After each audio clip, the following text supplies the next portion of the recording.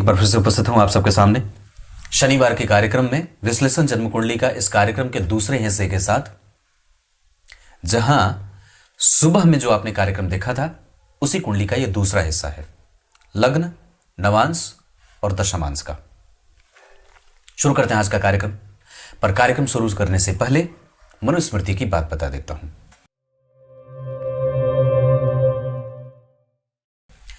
सतयुग में 4 पाए धर्म के जीवित थे, त्रेता में 3 पाए धर्म के जीवित थे, द्वापर में 2 पायों पर धर्म खड़ा था और कलयुग में 1 अंश के साथ विद्यमान है। धर्म 1 अंश बचा है।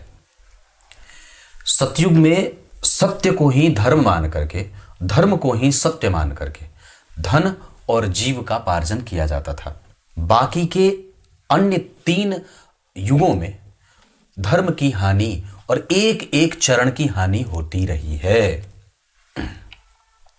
बाकी के युगों में, सतयुग के बाद त्रेता, द्वापर और कलयुग में धर्म के प्रभावों में कमजोरी और साथ ही साथ उसके साथ कपट बढ़ा, द्वेष बढ़ा, लोभ बढ़ा, लालच बढ़ी, आकांक्षाएं बढ़ी, भक्ति कम हुई, श्रद्धा कम हुआ, विश्वास कम हुआ, शास्त्र में विश्वास कम हुआ और परस्पर भगवान में श्रद्धा का प्रभाव कम देखा गया। मतलब यह है कि वो प्रायः कम होते गए हैं। और दूसरा, छल, कपट, ईर्ष्या, द्वेष, दंभ और महत्वाकांक्षा कलयुग के प्रभाव से बढ़ने वाले ही होते हैं। अब आइए आपको मैं कुंडली पे लेके आता हूं। यह मनुस्मृति की बात है, कोई गलत तो नहीं है। पता नहीं क्यों महामूर्खों ने फाड़ दिया था। आइए, यह वृश्चिक लग्न की कुंडली है और यहां कुंडली में जो आपके तृतीय भाव के अधिपति है वो यहां लग्न में बैठे हैं। लग्न के अधिपति जन्म कुंडली में उच्च के गुरु के साथ बैठे हैं। कोई भी ग्रह जब किसी उच्च के ग्रह के साथ बैठ जाता है तो अपना बल भी बढ़ाता है और उस भाव का भी बल बढ़ाता है। इसका अर्थ होगा कि लग्नेश स्वयं अपना बल बढ़ाएंगे। हालांकि इस भाव के अधिपति धन का योग लगा करके अष्टम भाव में सिंह राशि का निर्माण कर रहे हैं। इस वजह से ससुराल से धन मिलता है, लेकिन उससे विपरीत परिस्थितियों का निर्माण भी होते हुए देखा जा रहा है। इसका अर्थ होगा कि सूर्य इस कुंडली में विपरीत परिस्थितियों का निर्माण, और कई बार दाम्पत्य आपकी कुंडली में खराब नहीं है। बुध पीछे बैठे हैं, आगे शुक्र बैठा है, इसे शुभ कर्तृ योग कहेंगे।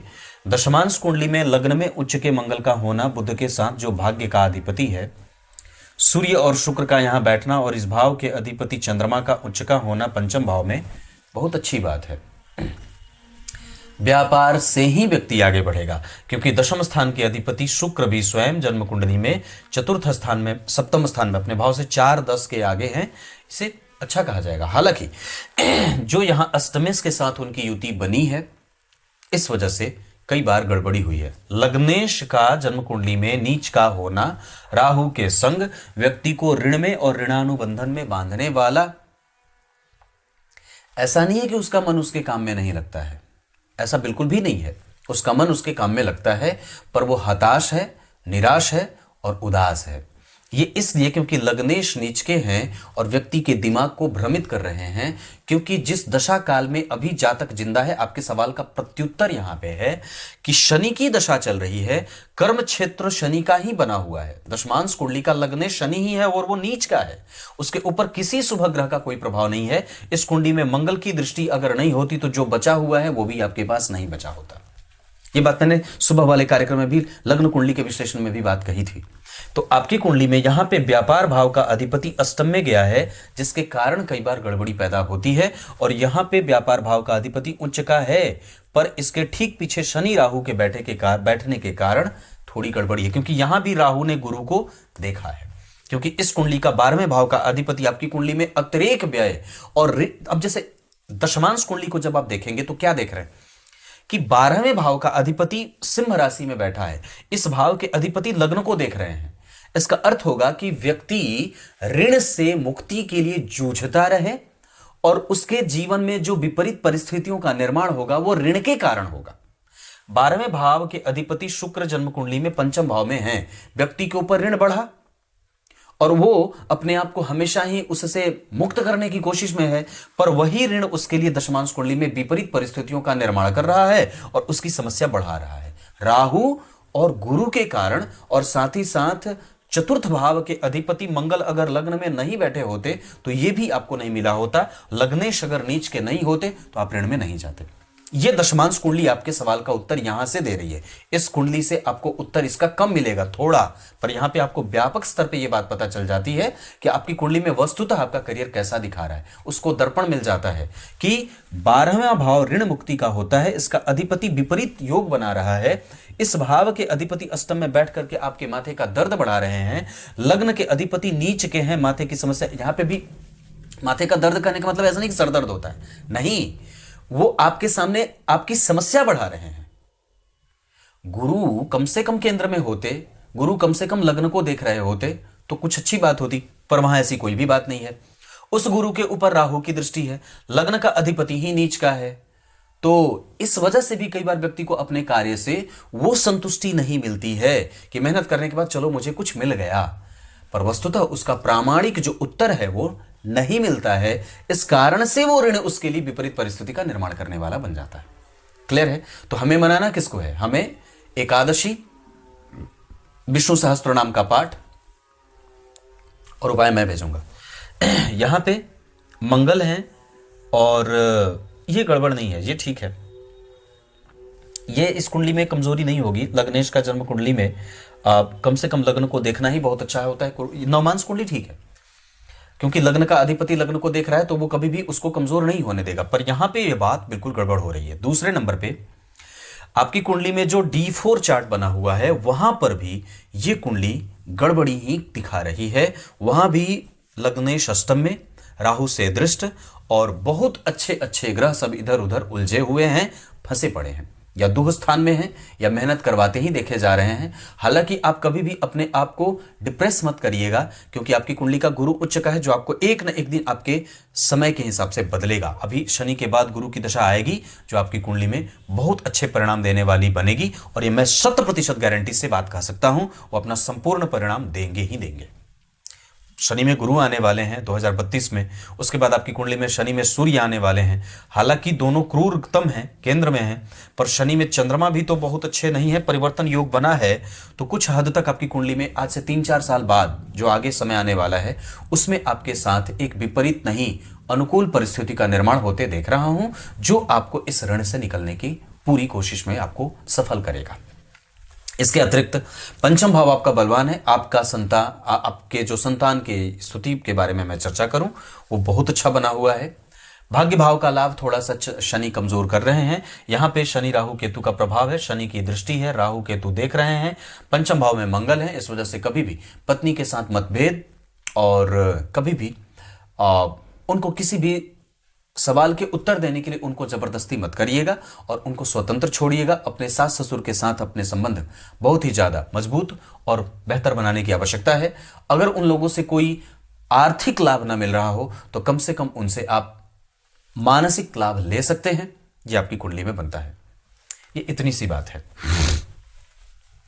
शनि की दशा चल रही है और उस शनि पे अगर आप देखेंगे तो यहां बैठे हैं किसी भी शुभ ग्रह का नहीं, तो कम से कम इस कुंडली के भाग्येश के साथ उनका परिवर्तन बहुत अच्छा होगा। यहां शनि शत्रु की राशि में है, पर वर्गोत्तम होने के कारण शनि वस्तुतः इस दशा के अंतिम काल में बहुत अच्छे परिणाम करते देखे जाएंगे, क्योंकि यहां पर भी शनि नीच के अगर नहीं होते, कर्म क्षेत्र में के लिए तो बिल्कुल ही कमजोर है। परिवर्तन हो रहा है, इस वजह से यह कुंडली अंतिम में अवश्य ही जीतेगी, क्योंकि यहां मित्र की राशि में इस पे मंगल की दृष्टि है, सूर्य जन्म कुंडली में लग्न को देख रहे हैं, इस वजह से ये कुंडली थोड़ी उलझी है, पर बाद में चल करके अवश्य ही सफल हो जाएगी। समाधान मैं बताऊंगा, वो आपको करना चाहिए, क्योंकि यहां पे लग्न के अधिपति मंगल और यहां पे वो मंगल शत्रुग्रही या फिर बहुत अच्छे भाव में नहीं बैठे हैं। हालांकि इस भाव का अधिपति उच्चाभिलाषी हो रहा है, लेकिन फिर भी शनि जन्म कुंडली में अपने ही कारोबार को करते हुए दिखा रहे हैं। व्यक्ति को खुद का ही कारोबार करना चाहिए, चाहे कैसी भी स्थिति आ जाए, उसे नौकरी करने की कोई आवश्यकता नहीं पड़ेगी और नहीं उसे नौकरी के लिए किसी के पास जाने की आवश्यकता है। ये बात मैं पक्के तौर पे कह सकता हूं। अभी आपकी कुंडली में बुध वाली दशा है, उससे पहले कोशिश करिएगा किसी भी तरीके से ये ऋण से निकल जाएं। और उसके अतिरिक्त ये आपकी कुंडली का मजबूत पक्ष भी है और कमजोर पक्ष भी है। ये आपके प्रभावों को कमजोर कर रहा है और आपके कार्य क्षेत्र में थोड़ी बहुत समस्या के साथ आपको उबारने का काम भी कर रहा है। यहां पे सूर्य बैठे हैं भाव से वर्गोत्तम, यहां पे सूर्य बैठे हैं भाव से वर्गोत्तम, और यहां पे शनि बैठे हैं 4 नंबर में, यहां शनि बैठे हैं 4 नंबर में। ये ग्रह वर्गोत्तम है, जिसके कारण आपकी कुंडली कम से कम सुख और सांसारिक सुखों की भोक्ता अवश्य ही बन जाएगी। धर्मशास्त्रों के बारे में अगर आपसे मैं बात करूं तो आपकी कुंडली अनुभवी है, मन आपका लगता है, निद्रा कम आती है, मानसिक तनाव ज्यादा है, गणेश जी की पूजा, चतुर्थी का व्रत आदि अवश्य किया करिए और एक न एक दिन आप अपने काम में अवश्य ही सफल होंगे। ये बात भी ये कुंडली बता रही है। इसके अतिरिक्त मैं अगर कहूंगा तो भूमि, भवन, वाहन आदि का सुख आपकी कुंडली में है। इसमें आपकी माता जी का सुख और पिताजी का सुख अगर देखूंगा तो पिता का सुख आपकी कुंडली में बहुत अच्छा देख रहा हूं। माता की बीमारी को आपने कम किया है, हालांकि अगर वो थोड़ी बहुत रुग्ण हैं तो उसमें उनका ही काम होगा। हालांकि माता और पिता और घर परिवार का जो वातावरण है वो बिल्कुल ही ठीक है, उसको कभी भी खराब करने की कोई आवश्यकता नहीं है। घर में बजरंग बली के हनुमान चालीसा का पाठ वगैरह करने से बहुत सारी समस्याओं का अंत स्वतः ही हो जाता है। अगर लगातार 90 दिन तक सुंदरकांड का पाठ करना चाहें तो निश्चित रूप से कर लीजिए, इससे आपको ऋण मुक्ति में सहायता मिलेगी और उनकी कृपा कम से कम आपको देखने को मिल जाएगी। इस कुंडली के आधार पर संतान वगैरह का सुख बहुत अच्छा ही देख रहा हूं और इस कुंडली में संपूर्णतया बात बता देता हूं, इस कुंडली की संतति हमेशा ही आपके नाम को आगे और रोशन करने वाली होगी। बोल दिया, क्योंकि इस कुंडली में सप्तमांशा भी बहुत अच्छा बना हुआ है और निश्चित रूप से वो आपके नाम को और भी ज्यादा वृहद और आकार देने वाली होगी। ये कुंडली इतनी ही चाहती है और बाकी चीजें मैं बता देता हूं। इस कुंडली के आधार पे मैंने नक्षत्र वगैरह पता नहीं, याद नहीं है मुझे कल बताया था या नहीं बताया था सुबह वाले कार्यक्रम में, पर पुनर्वसु, अश्विनी, भरणी, रेवती, मृगशीरा और हस्त और शतभिखा, पुनर्वसु, ये सब नक्षत्र किसी भी काम को करने के लिए अच्छे होंगे। पैतृक संपत्ति का सुख आपकी कुंडली में है, उसको लेकर के कोई भी विवाद मत करिएगा। आपकी कुंडली में माता के स्वास्थ्य और पिता के सुख, इनकी भी स्थिति आपकी कुंडली में बनी है। पिता का जो कारोबार है उसको ही आप आगे बढ़ाइए, इधर उधर कुछ भी बदलने की कोई आवश्यकता नहीं है।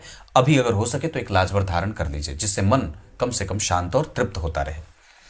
गंगा जी की पूजा, गंगा जल का सेवन, गंगा जल का पान, ये आवश्यक होगा। और अगर हो सके तो धन की समस्या है तो दान भी थोड़ी बढ़ाइए, जितने हैं उतने में ही दान की प्रवृत्ति अवश्य ही डालने की आवश्यकता रहेगी। दान देने से दुर्गतियों का नाश होता है और अगर हो सके तो वेद विद्या पढ़ने वाले छात्रों को अवश्य ही दान देने से आर्थिक समस्या जल्दी ही दूर हो जाती है।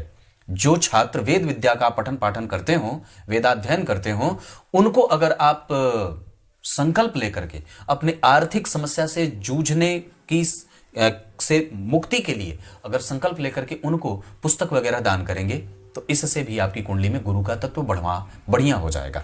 ये गुरु को मजबूत करने का एक और अन्य बहुत ही ज्यादा सार्थक उपाय है। कुछ इसी तरीके से आज के कार्यक्रम का समापन करेंगे और क्या बताऊं। तब तक के लिए